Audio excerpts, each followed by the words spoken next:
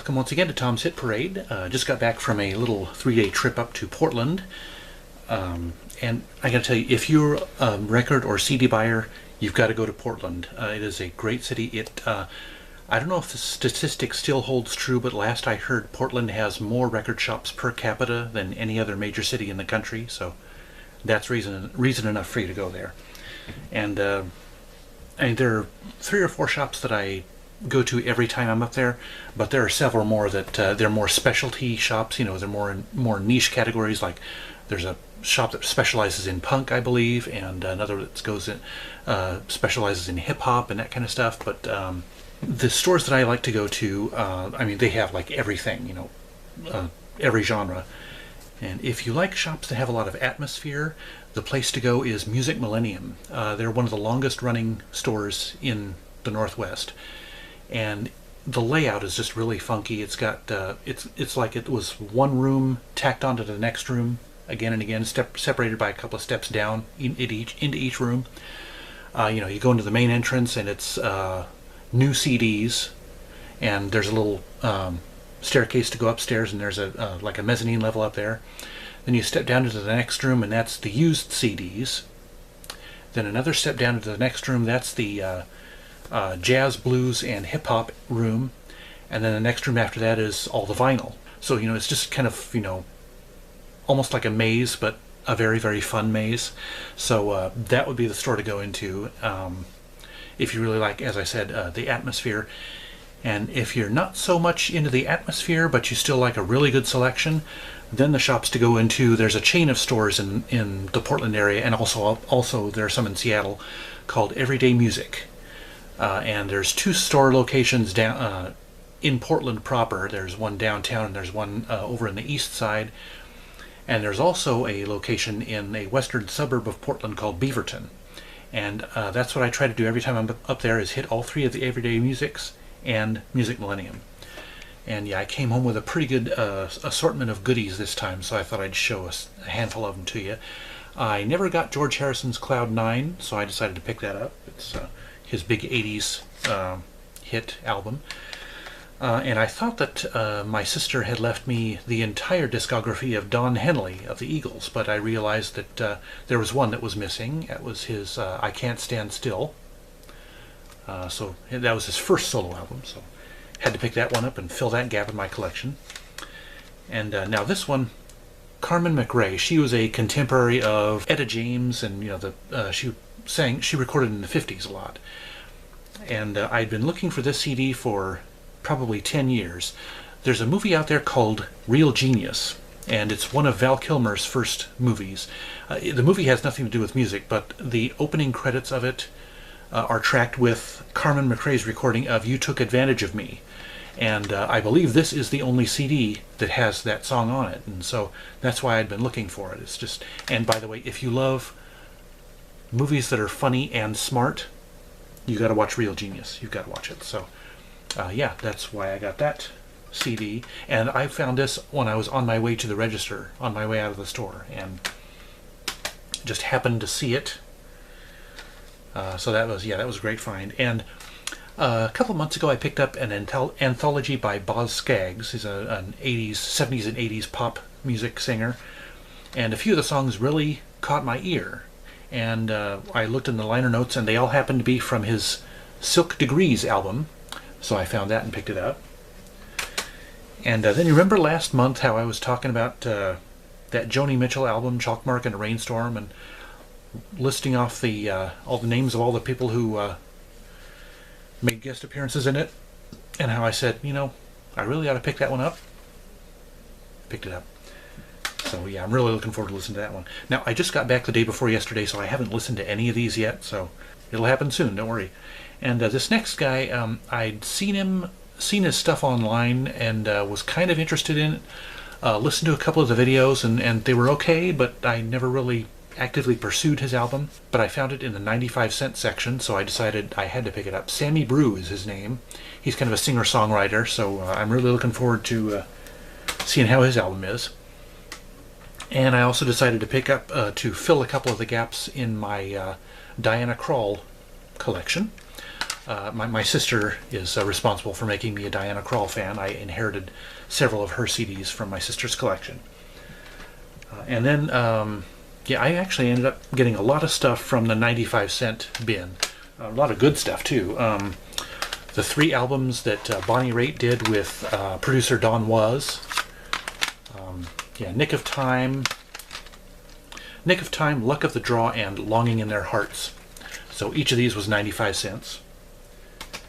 And also the Indigo Girls. I had worked at a bookstore down in Southern California when I was just out of high school, and a friend who worked there, she really was into the Indigo Girls and would play their cassettes regularly at the store, and so I kind of, their songs kind of got ingrained into my brain, and so I decided might as well pick them up. So I got their 2nd, 3rd, and 4th albums, all for 99 cents. They're self-titled, Nomads, Indian Saints, and Rites of Passage.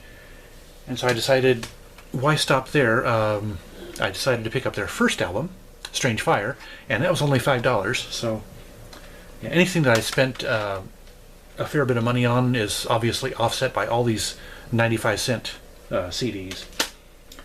And picked up a few multi-disc sets as well. Kyle from Track by Track, This Is All Your Fault.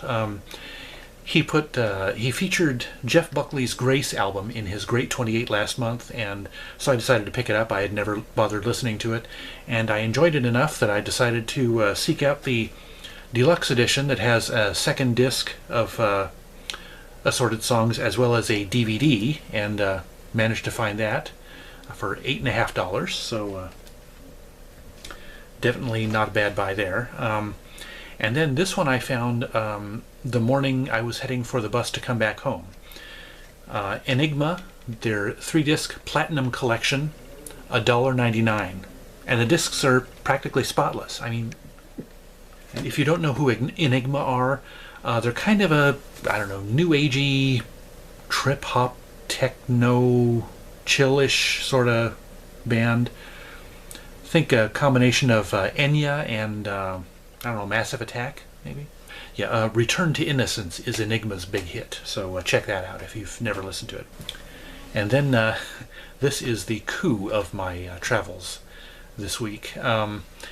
When Duran Duran split up for the first time back in the mid-'80s, they formed 2 groups, Arcadia and Power Station. Each of those groups put out 1 album. And back in 2010, Arcadia's album, So Red the Rose, was remastered and issued on a deluxe edition with a 2nd disc full of B-sides and remixes and a DVD. And I had been looking for this for the last 8 years and managed to find it. And this was, again, kind of like the Enigma. I was kind of on my way up to the register and I thought, I'll go take a look. I mean, nobody ever seems to have this. So yeah, I feel very, very fortunate to have picked that up. And one of the cool things about Music Millennium is that you never know what you're going to find there in the non-music merchandise area. And I had actually seen these the last couple of times I'd been there, but I never picked them up. Somebody has taken the centers of vinyl records, the labels, punched them out, put cork on the back, and turned them into coasters. So yeah, I had to pick up 2 of these. They're $5 a pop, but they're such a cool novelty thing that, how can you resist? So yeah, I got America's Greatest Hits and Genesis' Land of Confusion, 12-inch single, as my choices that time around. And then there's also a fantastic bookstore in Portland called Powells. And it is 4 stories tall, takes up an entire city block, so you could get lost for an entire day in Powell's. And I'm not much of a reader, I'll admit, but I have to go in there almost every time I'm up there just to see what kind of books they have in their music section, which, by the way, is bigger than a lot of independent bookstores, just the music section. And I found a couple of good ones this time around. Picked up this one, Breaking Down the Walls of Heartache, How Music Came Out. So yeah, it's basically a history of LGBT influences in music from the very early beginnings, all the way up to present day. So yeah, I couldn't resist picking this one up. I know it's going to be a good read. I'm going to have fun reading this one. And then the companion book to a documentary series I really enjoyed watching called Soundbreaking. And this was only $10.95, so, and in perfect condition. I mean, fantastic condition. So, yeah, I'm really going to enjoy the books that I picked up. And also, you never know what you're going to find at Powell's either. I was saying you never know what you're going to find at Music Millennium. So I could not resist picking these up. They are wooden kitchen spoons in the shape of guitars. I mean, come on. You expect me to walk out of the store without this? Obviously, I'm not going to use them as utensils. I'm going to display them up on my wall somewhere, maybe, or yeah. I just couldn't resist that. I don't play guitar, but just the music connection. I mean, So yeah, I had a lot of fun in Portland. Needless to say, as you can tell. But yeah, if you ever find yourself in the Northwest, take the time to go to Portland, peruse the record stores. You'll find lists of them online, and yeah, you'll have the time of your life, trust me. So I guess that's it for now. Thank you very much for watching, and hope to see you next time. Please subscribe if you haven't yet, and remember, life's too short to be a music snob.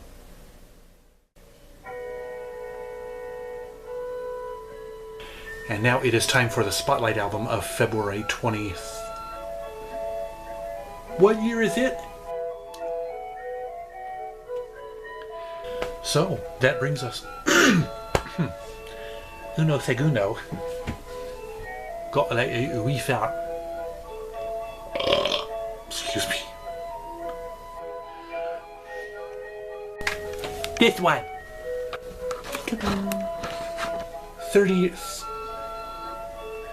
3 decades. Mother puss bucket. I'll get this right. Don't worry. Excuse me.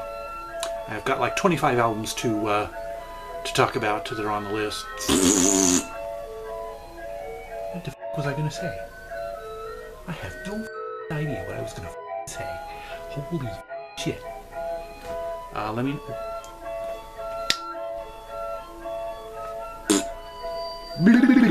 Okay. Now here we go into. Pardon me again. Had to get a Twinkie poo. No, these guys know. What the f am I saying?